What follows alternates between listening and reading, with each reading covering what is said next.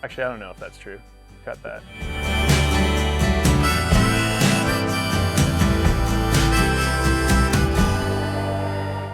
We are back from 2 grueling weeks of testing e-mountain bikes in Bentonville and Bella Vista, Arkansas. And today we are talking about the Pivot Shuttle AM.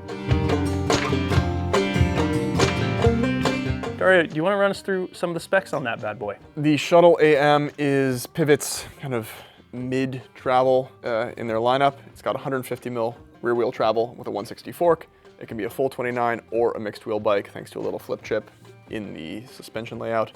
This uses Bosch's CX race motor. So the other Bosch bikes we have are just the straight CX. The CX race is a little bit lighter and a bit more powerful. It has overrun, so you can like tune it to be a bit juicier, and most importantly, like the overrun mode lets you stop pedaling and it'll continue to give you some boost for a little bit, which is either scary or good depending on how you look at it. Pivot has accomplished all of this in a pretty light package. It hits 50.1 pounds on the nose or 22.7 kilograms. Kind of a normal weight for all of these, but I would say considering the size of this bike with the big 800 watt-hour battery, pretty light. The suspension, DW link, as you'd expect of a Pivot, and as to how that suspension and all that geometry stacked up, we should get into it.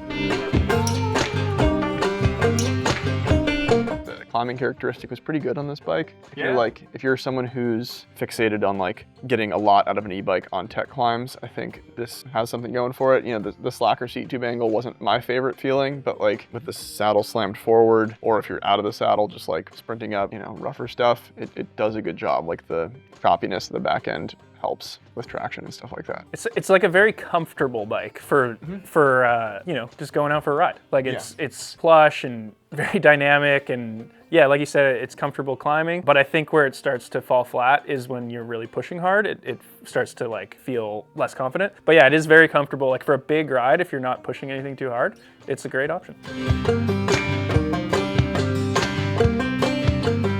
I think this bike felt actually quite wallowy in its suspension. Like it definitely uses all of its travel a lot. It moves through the travel a lot, yeah. Like I didn't find that we were like bottoming it out. No, it is progressive, but it's moving around a lot back there. You know, I think for some riders, probably really nice. Like it is very active. It really does soften up the trail, but I think for maybe riders pushing a bit harder, it can be start to feel a bit unwieldy and kind of squiggly, I felt. I think it's two sides of the same coin. So that really active rear end gives you a very smooth feel over rough stuff. It's like swallowing all the bumps, but might add to some instability feeling. It also has good traction as a result. I'd say climbing and descending, like you can really put power through the rear wheel and it like stays to the ground, which is nice. And that helps because it has the like overrun mode, so you can like juice up something, kind of like get off the pedals, you know, articulate up some weird funky tech stuff. But ultimately, like compared to some of the top performers on the descents especially, I think it just didn't manage its travel quite as well. Yeah, I think that was a factor. And for me, I felt like the weight distribution was also a bit off. Yeah, like the front to rear balance. Yeah, like some bikes, we've talked proportional geometry for like the Forbidden, and we've also talked that things like the Yeti that don't have proportional but still felt great.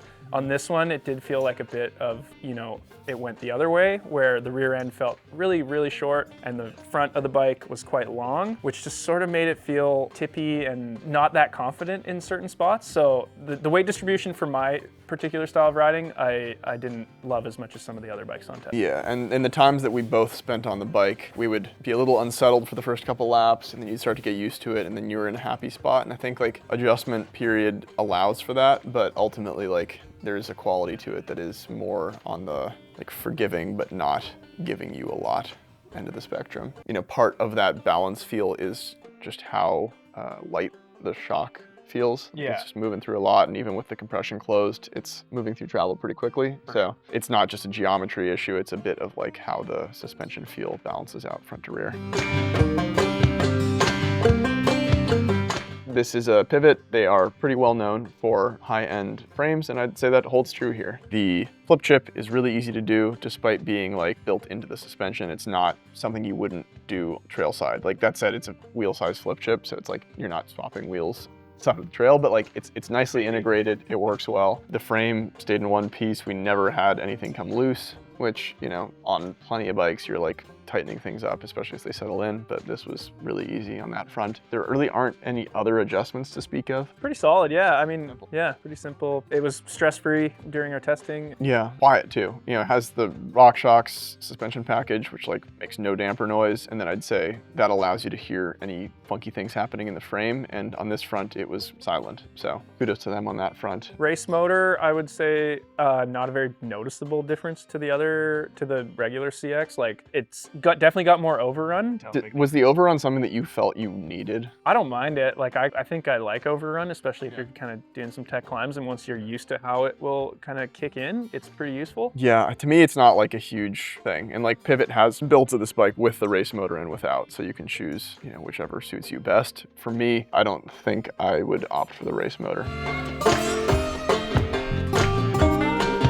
Wrapping it up here, we should talk about the pros and the cons. I think this is a really comfy bike, as we've mentioned. The suspension feel is kind of soft and forgiving. It has really good traction up and down the hill. And, you know, if you're someone who's taking the bike out for just like a long trail ride, mixed terrain, I think the geometry and suspension work well. It's not like, as we'll get to in the cons, I'm sure, it's not like the most performance driven in the scheme of the bikes we had here, but like does a good job of just like smoothing the trail out, staying fun, and keeping it pretty comfortable over the long run. For the cons, we've kind of touched on a lot of them, but I think kind of mainly the flip side to that very active suspension is it does feel less composed when you're pushing hard. And for me, the weight balance, just how long the front end was for how short the rear end was on the sized bike we were testing, that might be a bit different. If you're riding a smaller frame size, you might not notice that as much, but at least for the bigger sizes that Dario and I are on, the balance was a bit off for me. Yeah, and then lastly for the cons, I had this written down in my notes, but I said, feels the most like a 29er, and we did have a couple 29ers on test, and to try to kind of like make sense of that for the audience, I mean that in the way that like it's a big bike, big long front end, short rear end, but then it just feels like the balance is off, and then it has this like big trail presence where sometimes it felt like it couldn't get out of its own way kind of thing. Yeah, a little less playful than, or like maneuverable. You can't put it right where you want like some of the other bikes. I mean, we should say you know, if you were someone who bought this bike, you could put a smaller rear wheel in it. Ultimately, like the issues we had with like the suspension feel are going to remain. So maybe a shock with more compression adjustment could change that, but we're not here to suppose. We're just talking about the bike that we had.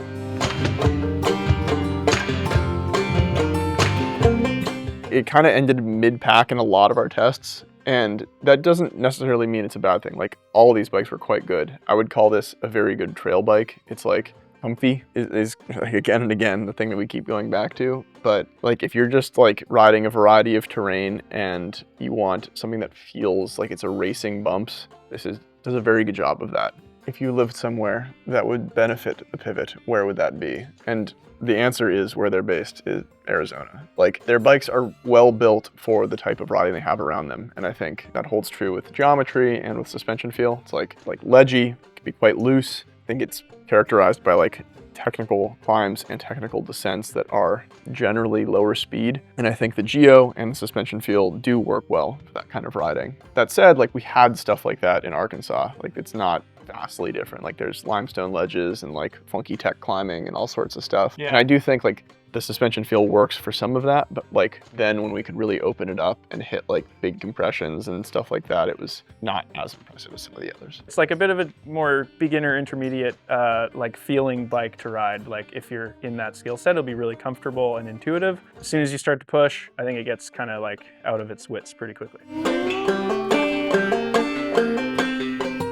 If you want to see these bikes in action, the full episodes will show you our testing process, all the challenges we put them through. If you don't want to see that and you want to talk about trail bikes instead, go watch Matt and Mike do that. And if you want all sorts of mountain bike stuff, go to the Pinkbike homepage and read our reviews of all these things. We'll have all of our thoughts there, and that's where we'll see you. Peace.